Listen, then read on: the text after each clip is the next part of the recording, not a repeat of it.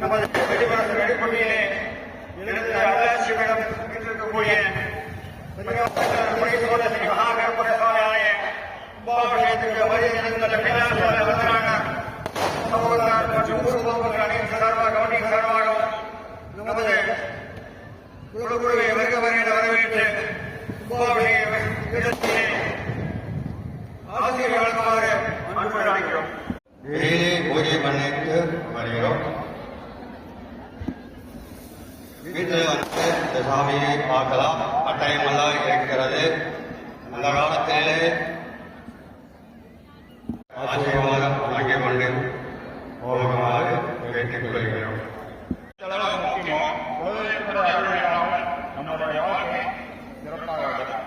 ஆனால் அந்த குலதெய்வத்தினுடைய அருள் நம்மளுக்கு கிடைக்கணும் அப்படின்னாவே நம்மளோட குலகுருவனுடைய ஆசீர்வாதம் வேணும் அப்படிங்கிறது தான் நிதர்சனம்.